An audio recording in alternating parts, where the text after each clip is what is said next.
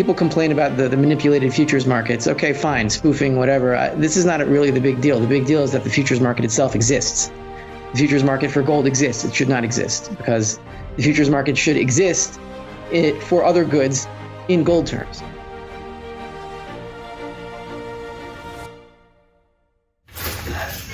Welcome back.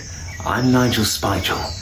And right now, if you look just there, you'll see something you rarely see in the wild.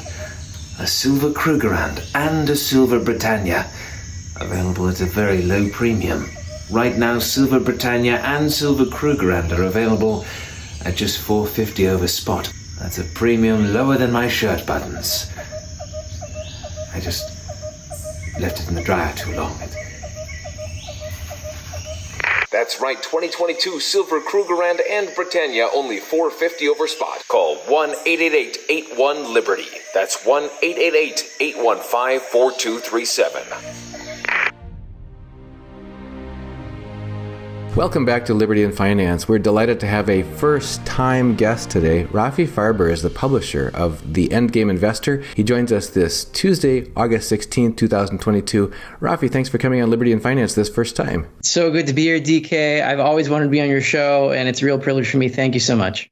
I wanted to give you a chance to introduce yourself to our viewers, and you've had a passionate interest in the reality of what money is and why it's important for us to reawaken to that reality in the modern era, because for a couple generations now, we've been, I would say, dumbed down to have forgotten what our grandparents, our great-grandparents, and everybody who lived before that already knew, because it was real to them, and it's still real, but we've been distracted for the last couple of generations by modern banking and fiat money, and that has happened before in history. It happened in the Roman era. It happened in other empires where artificial substitutes for real money were trotted out, and people's allegiance to understanding what the role of money should play in their life was redirected over and misplaced over onto, transferred over onto this artificial substitute. But then when that eventually and inevitably came crashing down,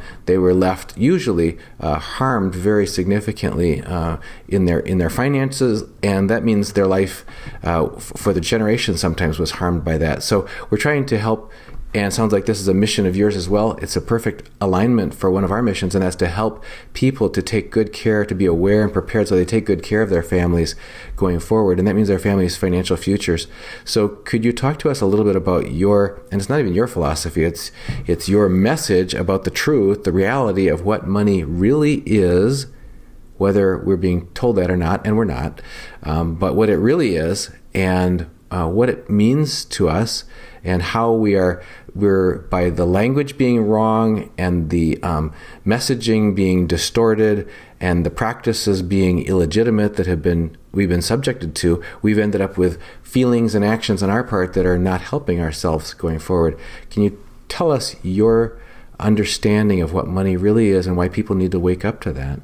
Yes, absolutely. So my mission really, and what I'm trying to do, is to get people to understand, whether they're my subscribers, the people who watch me on YouTube or whatever, that we're in a much bigger game here than just making more dollars by using gold as a vehicle.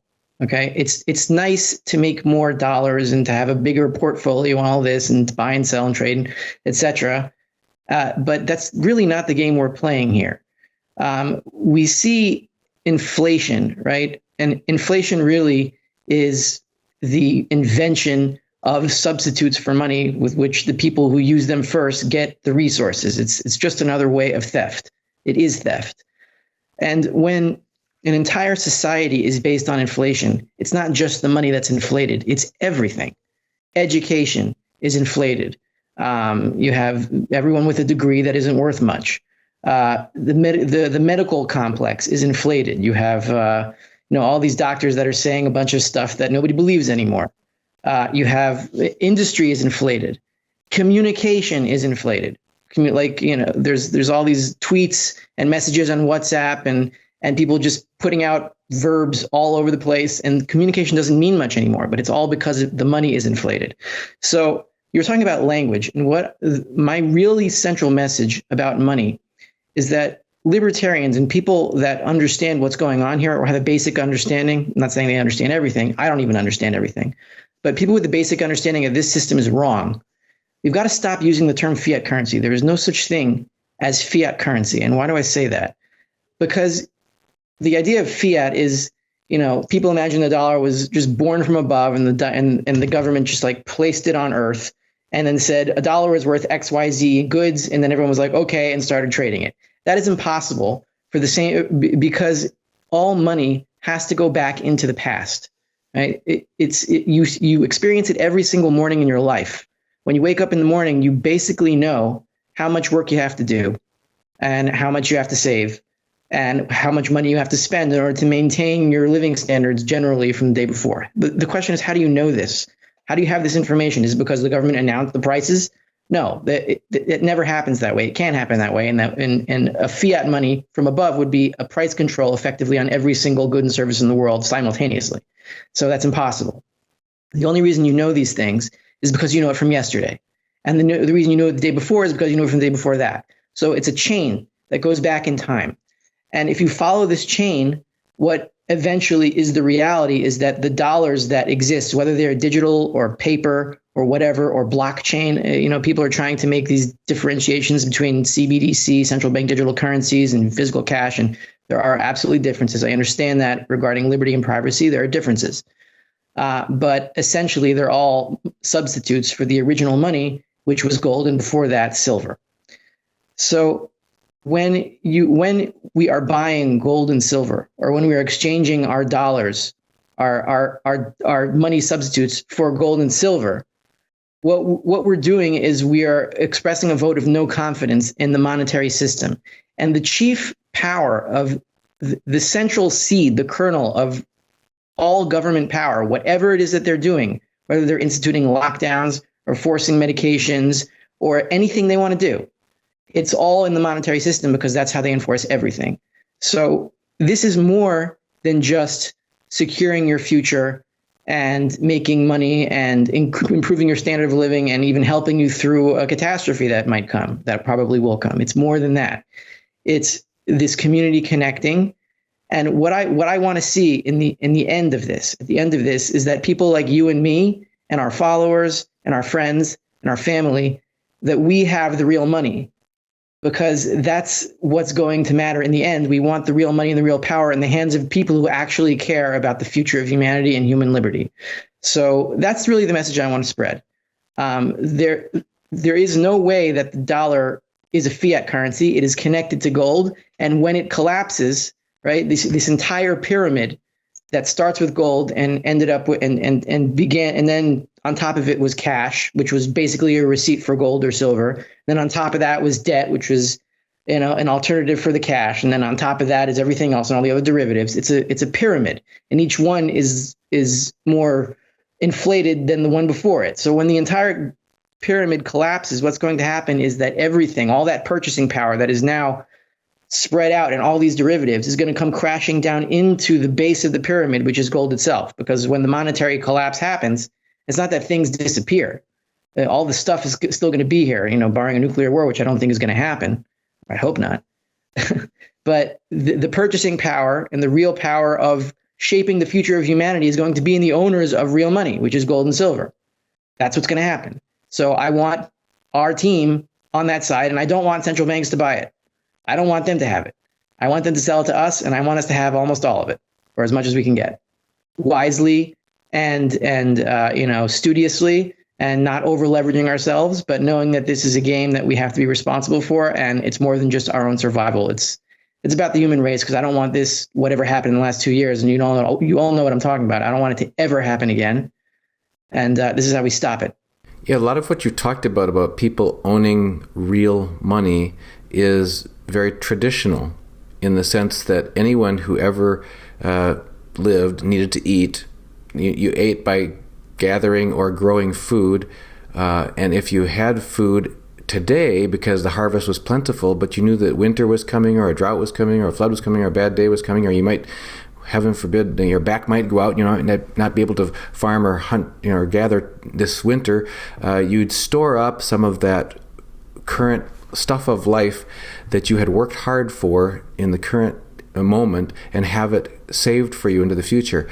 And there's a limit to how storable that is and how transportable it is and how universally useful it is for trading with others, that sort of thing. But we interviewed Wayne Jett, who's the author of The Fruits of Graft, Great Depressions Then and Now, talking about the Great Depression that affected the whole world and talking about focusing on the United States, how it was extended and deepened and worsened by those in the power positions during that time because it was part of this huge exercise to not do what nature would have intended, which he said is for the worker to hold the fruits of his labor and be able to put it in his own pocket in the form of real money, gold and silver, and keep it for his future use. Take it with him into the future. Take that life energy that he gave up part of his life for, and capture it in that real form and take it into the future to use either for his own needs, for an emergency or urgent need, or for an opportunity that might arise,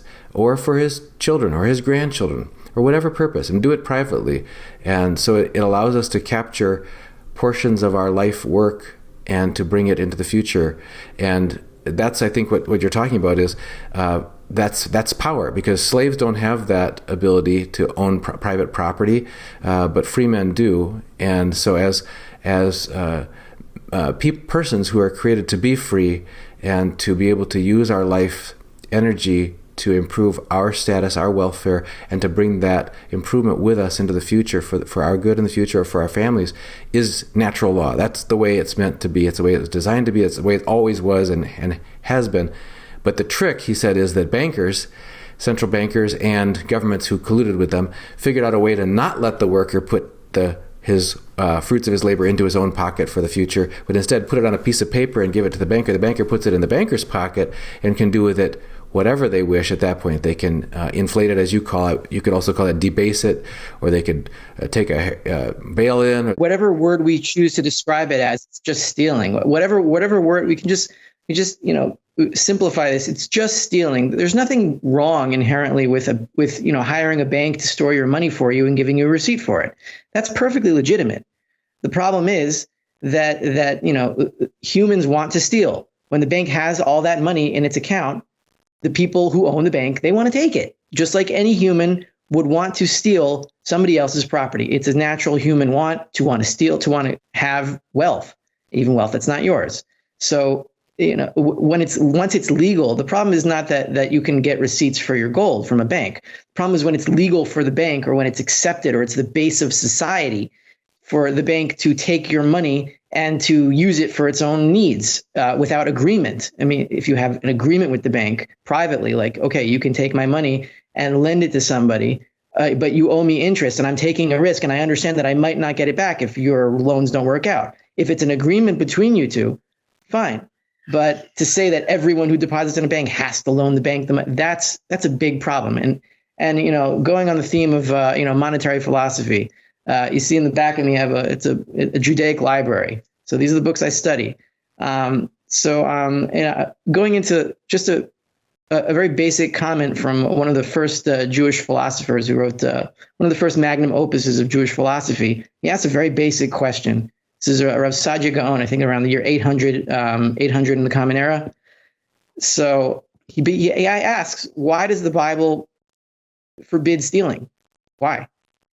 So his answer is that because if you have a society based on theft, the entire base of the society is theft, then what will happen is that people will just steal, and fewer and fewer people will produce. And then eventually everyone's going to run out of stuff and everyone's going to starve to death. So you can't have a society based on theft. You can have a society where there are some thieves and you deal with them through the law, and then they're stopped and arrested and they pay back. Fine. But when you have a society based on theft, meaning in our times, it would be a society where the monetary system is based on inflation of the money supply, which is functionally theft, and the entire world works on this system now. It's not just the unit, it's everyone. Everything.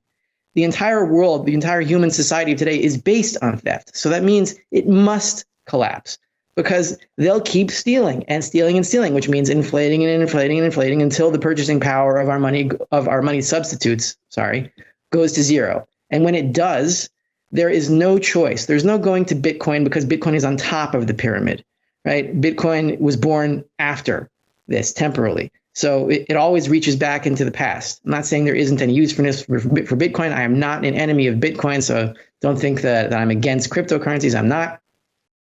But when the dollar, the reserve money substitute of the world, collapses, Bitcoin is probably going to collapse too.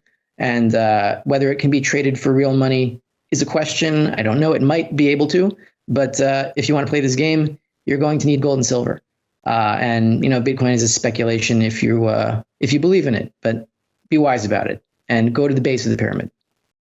Yeah, when you talked about the base of the pyramid being sound money, gold and silver, and you just emphasized this whole principle of the establishment of substitutes for that as a way of stealing from people, of taking their life energy away from them. Private property rights, exactly the same thing, why it's so important. And that's been borne out through these utopian socialist or communist experiments throughout time, is always this idea that, it's by not having private property rights, as Klaus Schwab is now, and the World Economic Forum is now touting, you'll own nothing and be happy. That's always the vision, that if we just share the fruits of the labor among, from those who have to those who have not, then everybody will end up having more, and it'll all work out. And what ends up happening is it destroys the productive base of a society that becomes a non-productive society.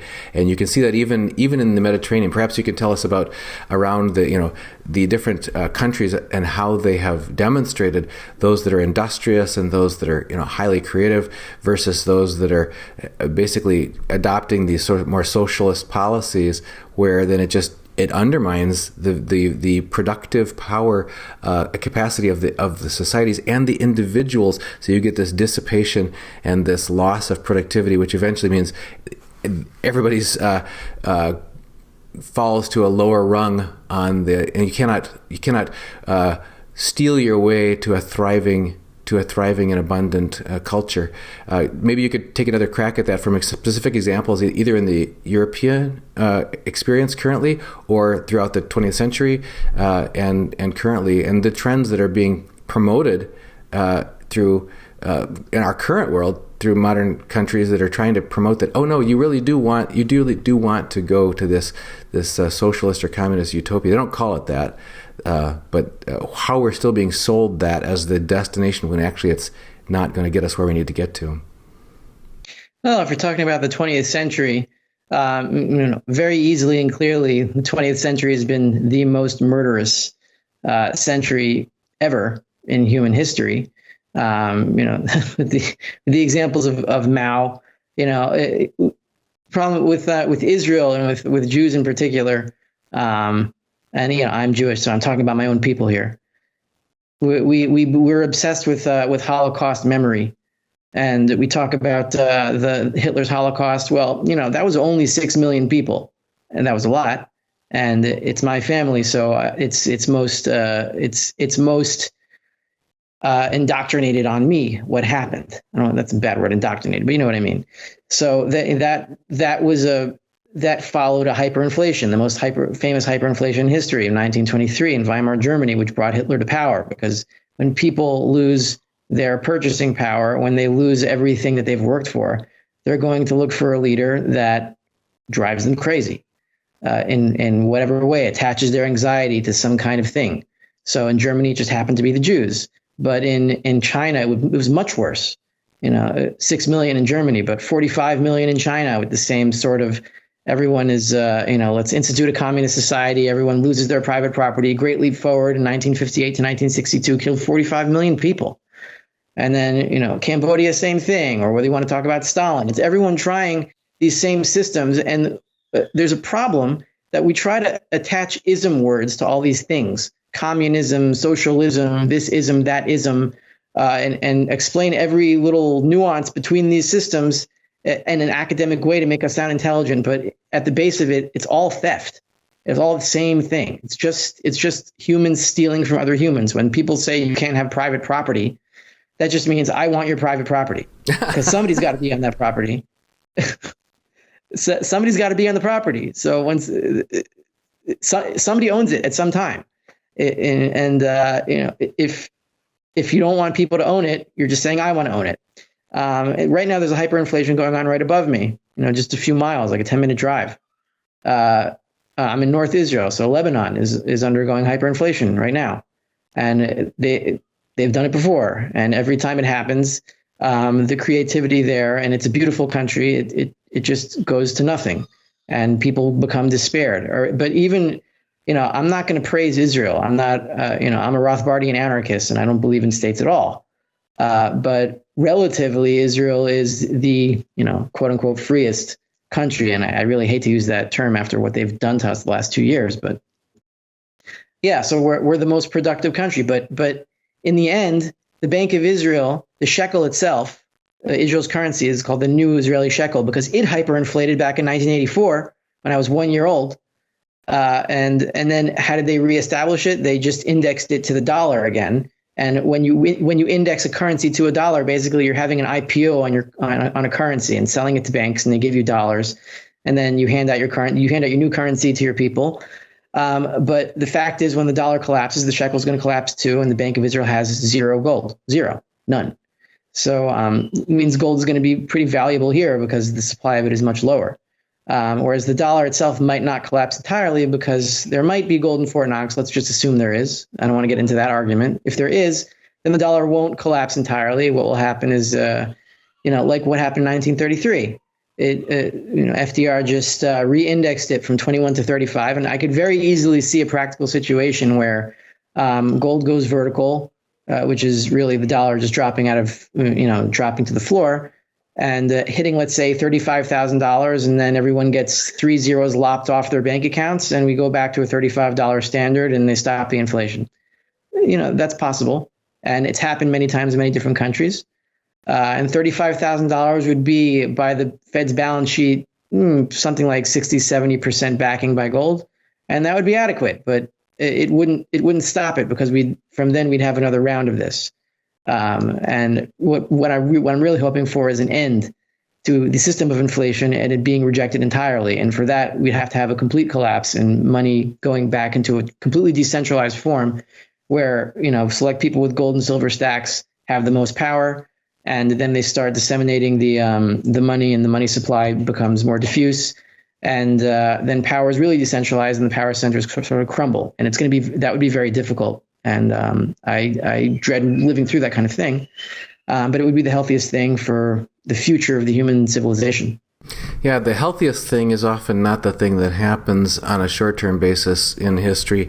It's the thing that's able to be pulled off by those in power, or those who still have a clutch on power. Often that's military power or some other way of preventing people from getting access to whatever it's food, water, transportation. You mentioned a lot of the lockdowns and things we've lived through in the past couple of years resurfacing. So on our channel, we share concerns with how we can be both aware of what those risks are and be prepared for them. You've mentioned, I think, pretty thoroughly here that owning real money is one way that we can increase our the strength and the preparedness at an individual level, at a family level, for the rocky road ahead.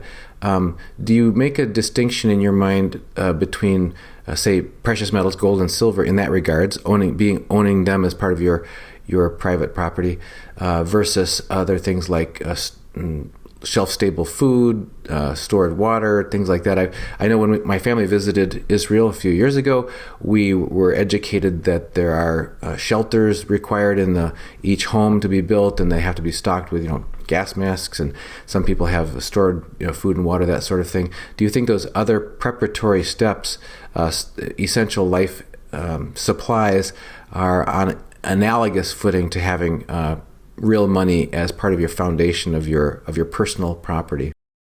Yes, absolutely. But I'm going to give a little caveat or a limit to this. There's only so much we can do to prepare. And when you think about anything that could theoretically happen, and line that up against what you have the ability to do, then it can become overwhelming and really just drive you paranoid and out of your mind. So when you approach these things, you want to do it calmly and rationally, and not really go overboard and try to prepare for every eventuality that could possibly happen, because that'll just make you miserable. what I personally believe is that we have to have a faith in some kind of higher power, whatever religion that you happen to believe in or not. Whether it's an organized one or not, you have to believe that the universe, speaks to us and is looking out for us.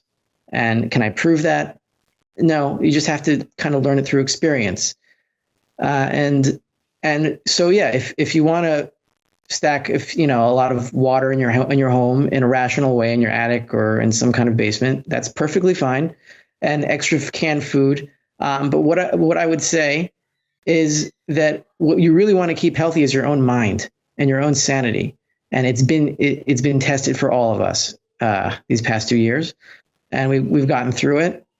And now things are calming down, and we've got to get ready for the next thing. So I think the most important thing after you have your basic material needs stored away in whatever responsible way you can do it, then you want to build a community. You want to get in touch with like-minded people who understand what is going on. And something I like to say is when the masks went on 2 years ago, when everybody started masking up, the masks really came off, and we saw who was who. This is the first time that something like this, Matthias Desmet calls it a mass formation, when everyone clearly goes insane over something. It's the first time where it's a global thing. So why I think this is we're in a fault line of history, and filter that through whatever eschatology you might believe in. This is definitely the first time everything has gone globally insane like this. So we're at the edge of something. And when you build community, like we're doing right here on this show, and I've met so many fantastic people in the gold and silver community, when you meet local people who homeschool their kids, or local people who grow food. I live in the Golan, which is a very agricultural area, northern Israel. So I'm trying to get in touch with farmers who I know will have food and when the SHTF, and get in touch with these people and speak to them. A community will calm your mind, whereas stacking your own home with a bunch of food and ammunition might make you a little bit too paranoid. Not saying don't do it, but do it moderately. But the most important thing is gather community, gather people. That's so vital to realize that we're made not just to be isolated. We're made to help cooperate with each other, to care about our neighbors, and our neighbor, again, meaning basically potentially all, but those who are certainly in our family, our immediate surroundings, that sort of thing. These associations and communities that we find ourselves in are so important to be supportive to us, and not just practically, but also psychologically and emotionally as well. We've certainly heard that from teaching farmer Joel Salatin, who we've interviewed. He's at Polyface Farms, and he runs not only a large multifamily farm there, but they feed their entire region, and they ship stuff all over the country.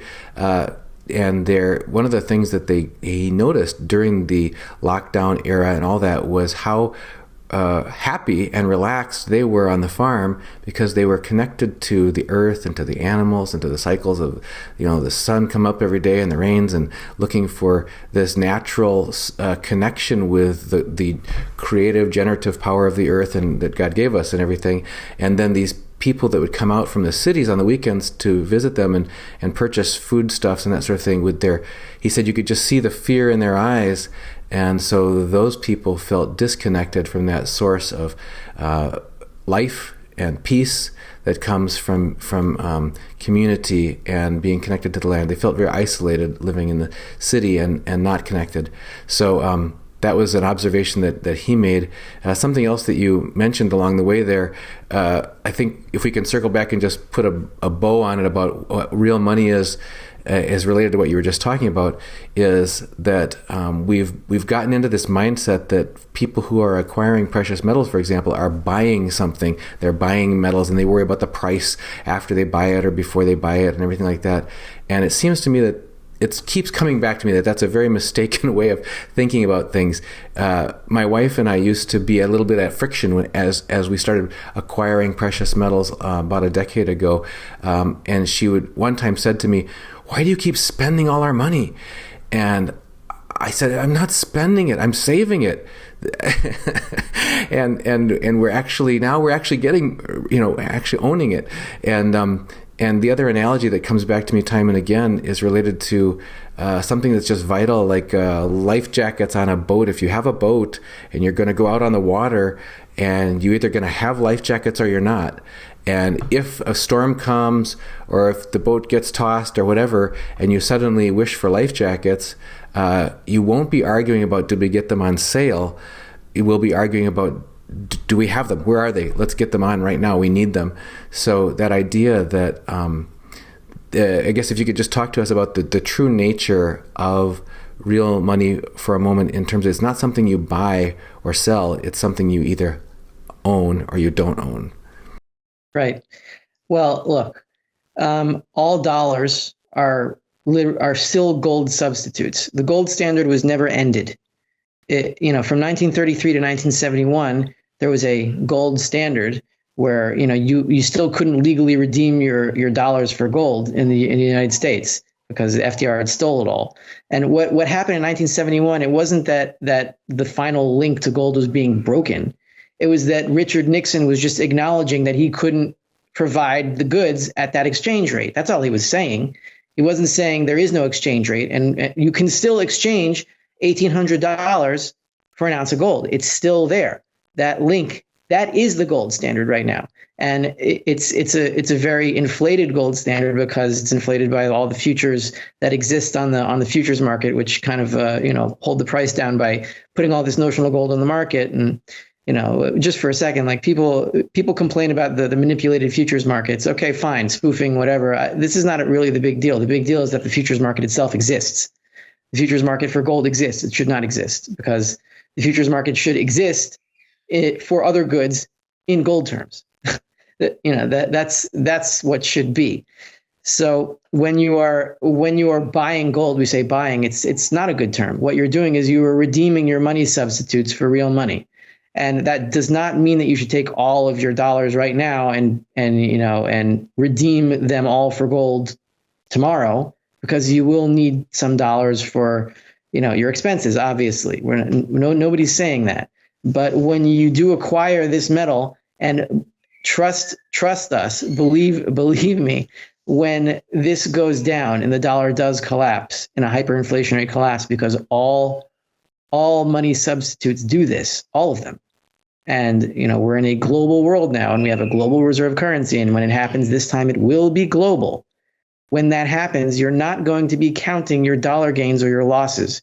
You're going to be thankful that you can acquire the basic needs of life, or whatever it is that you need to acquire. And you're going to stop calculating in dollar terms, because it's going to be meaningless. So when, right now gold is down, silver is down in dollar terms. We're mourning about it, and it's making some of us nervous. And when is it going to happen? And maybe the world is different now. Maybe they have complete control of everything, and maybe they're all powerful and the dollar will last forever. No, it's not. That's not going to happen. I guarantee it. And though I can't give exact timing, I can assure you that mentally, what you're doing when you acquire gold and silver, or ammunition or food, or building a community of like-minded people, it's all the same thing. What you are doing is decentralizing from the entire system, whether it is finding your own private doctor or a buddy that you can talk to about these things. You are getting away from the monstrosity of a system that has been built here, and you're, kind of untethering from it and waving bye to the Titanic and saying, look, when you sink, I'll come back here and with my little paddle and try to pick some of you up, and hopefully we can start something new. I would add to your list of things, and my wife keeps telling me this is something I need to hear, so I'm going to add it to your list of things besides tangible goods that are necessary for life and the relationships with your neighbors that are going to help support you, but your own, and you mentioned this earlier, your own physical and mental and emotional and spiritual health, because that is something that you do own. And if you don't have it, then all the rest of this stuff isn't going to be very useful. So that's something that I keep needing to remember. It's a terrible life habit that I had cultivated for decades, of basically neglecting self-care in order to just accomplish things and get things done to the detriment of myself. So she keeps reminding me, take care of yourself, because that's one of the underpinnings of everything. So totally appreciate that refocusing, that perspective that you brought. Among those steps that you mentioned, are there, you mentioned establishing relationships with local food producers. You said finding local, like-minded people. And how important do you believe it will be for those like-minded people, that values community, to be physically local, because the world will change so much? Because we've had this luxury right now of being able, here you are in Israel, I'm in the US, and yet we're able to connect just like we're talking in the same room, and we got hundreds and thousands of people that are going to be watching us. So we have this facility to be able to associate with each other at great distances that technology is affording us. But if there's this significant SHTF change that's coming our way, we may lose this ability. So do you feel it's really necessary for people to sort of buck the current trend and establish truly local relationships with people who they can still be in real contact with and influence each other's lives without technology? Well, that's a very difficult question, and it brings a lump to my throat, because that's the hardest thing to do, to find people who are willing to all come physically together in a certain place. And then you have, the paranoid people saying, oh, if we do that, they're all going to know where we are and they're just going to bomb us. But no, I don't think that's going to happen. But this is what I've been struggling with over the last 2 years. I've found people that understand what's happening, whether it's in the medical sphere and all the other stuff. Whether some people understand the monetary aspects, some people understand the medical tyranny, some people understand. It's all the same bad picture. And I want to move together with these people. I do, but it's very hard to do that, because then everyone has to uproot from their lives and change what they're doing, and that is very rare to be able to do that. But if you think that you can, and you have a community or a group of people that can move to a specific place or homestead an area, of course that would be a good idea. And if you are able to, but some people can't. So what about there's different levels of this. Like I'd say, if you live in a place like Manhattan or Chicago or LA, in a big condominium building, and you never see a tree or a field. Those are going to be very dangerous places. So it's easier to move out of a city and into the suburbs, which would be relatively safer. Are they going to be as safe as a homestead out in the middle of Wyoming? No, but if that's what you can do that. Get out of the cities. Get out of them, as soon as you can. They'll be the first casualty. That touches on the fact that why I'm in Israel. Not that I love the government here. I definitely do not, and there are big problems with it. But at bottom, look, when this thing happens, and the only thing keeping the left and the right in America together and not literally killing each other is really the money substitutes, the glue that is keeping basic needs satisfied. So when that goes away, there's a chance of really serious violence. And people are going to have to step back into a previous culture or their roots. They're going to have to find their roots wherever they are and go back to them, whether it's the root of money, which is gold and silver, or the root of their thinking, which for many in the United States would be Christianity and Jesus' teachings and the morality of the New Testament. But for me, my culture is Judaism. So why I'm here is that when this happens, I'm hoping that the people here will, the hypnosis will go away, and they'll say, look, we're all Jews, and we're not going to kill each other, and we're going to figure this out. And so that's why I'm here. And I hope that each culture can go back to what made it great. And all of us are in the same boat here. And one last thing I want to say is how I keep in mind what is going on here in the monetary sphere, and relating it back to spirituality, is that Maimonides, a 12th century Jewish philosopher and rabbi, he explains how idolatry, or the act of bowing down to a physical idol and thinking that it's God, how that even happened. Because going back to the money question, when somebody gives you a paper dollar and then you give him stuff, it seems ridiculous.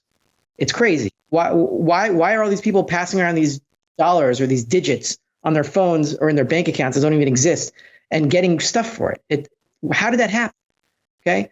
So he doesn't answer that question, but he answers, how is it that somebody can bow down to a statue and say, this is God and save me statue? It's ridiculous.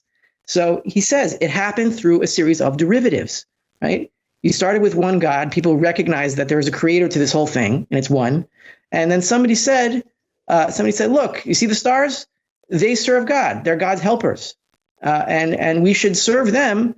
We should make offerings to them and pray to them so that they tell God what they should do to us. Okay, so that makes sort of some sense. If you look up at the stars, it's a big fiery thing and it's scary. Okay, so we'll talk to them and they'll talk to God. And then somebody came down and made a derivative of that. Oh, I had a dream from a star, and he said that the star told me that if I make this form of the star, like this ball of stone, and we bow down to it in the temple, then the star will listen to us and he'll tell God what we want.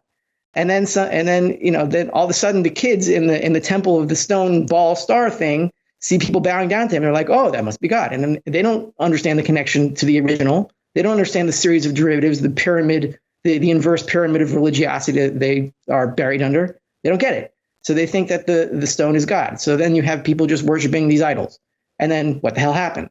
Well, it started with, the original. So same with money. You start with gold, and then you get a receipt for gold, and then you get a receipt for the receipt that you put in a digital thing. And with the religion, it starts with complete spirituality, and it goes to the more and more and more physical. That's the derivative path that it goes into. With money, which is the physical world, it goes in the opposite direction. It starts with gold, which is enormously very hard physical. Then it goes to paper receipts, still physical, but less so. And then digital deposits, and then debt on top of that, and then debt on top of that, and then Bitcoin, or whatever you want to call it. But it's the same degeneration, whether it's spiritual or monetary. It's all the mirror image.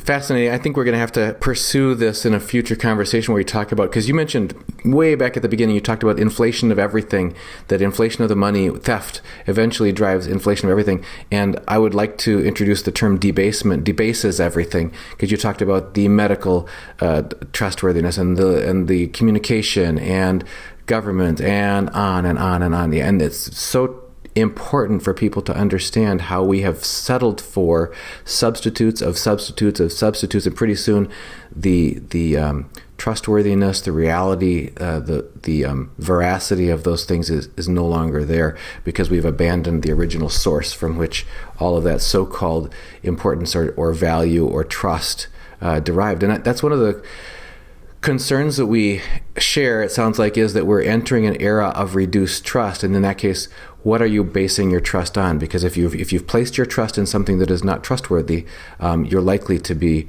hurt, and those around you as well. So very fascinating conversation. We'd love to get into the next stage about how other aspects of our lives have become debased in very important ways, and how it's related to our willingness to kind of lie to ourselves and accept the debasement of money. Fascinating. Rafi Farber, founder of the Endgame Investor. People want to get connected with your work. I understand you write every single day. How do they get connected? You can go to any search engine, type in the Endgame Investor, and it'll be the first link. It's a publication through Seeking Alpha. And I write every day, almost every day, like 3-4 times a week, with a weekend report. And as much as I disparaged trading at the beginning of our conversation, I do some of that to a certain extent. So, there is buying and selling, but not above a certain core that you need to have. And you can also become my patron on Patreon, where I give a more biblical perspective on these things and sort of the topics that we've gone into, where I go into the Torah portion of the week and any liberty or economics aspects from a biblical perspective from that angle, if you're interested in that. Yeah. I hope the links will be down in the description below. Yeah. Absolutely. And also, folks, don't miss the opportunity to subscribe to our daily newsletter at libertyandfinance.com. So libertyandfinance.com, just go there, put your name, your email address in the left-hand margin, and click submit. You'll get a confirming email. Once you confirm you're in, you'll get one email, only one, in your inbox every day with our latest interview link, and also some upcoming articles. I was privileged to be able to contribute to an article recently that came out about sound money, and happy to share those when we can. And Rafi Farber, publisher of The Endgame Investor, thank you for joining us this first time on Liberty and Finance. Thanks so much, DK, and I look forward to coming back. Miles Franklin Precious Metals is one of America's oldest and most trusted bullion dealers. Miles Franklin is A+ rated and accredited by the Better Business Bureau, licensed and bonded, and has 0 complaints ever registered. Here at Liberty and Finance, we are licensed brokers with Miles Franklin. To order, simply call us, discuss your needs, and we will let you know our live inventory, prices, and availability, and lock in your order over the phone. Once your order is locked, the price is held for you regardless of market fluctuations, and the metals are reserved for you awaiting your settled payment. Within 1 business day of ordering, you will receive an email invoice detailing the order and payment instructions. Miles Franklin accepts payments by bank wire, ACH or electronic check, money order, check mailed priority mail, and cryptocurrency. The fastest forms of payment are bank wire and cryptocurrency. Upon settled payment, metals will ship out within 3 to 5 business days. You will receive tracking information via email. Domestic shipping charges are $15 for any order under 500 ounces of silver or 10 ounces of gold. For orders larger than that, domestic shipping is free. The package will be double boxed, fully insured, and labeled discreetly, with no indication of the contents inside. For your privacy, the name Miles Franklin will not even be on the package. To talk to myself, Elijah, my brother Kaiser, or my father Dunnigan, call 1-888-81-LIBERTY. That's 1-888-815-4237.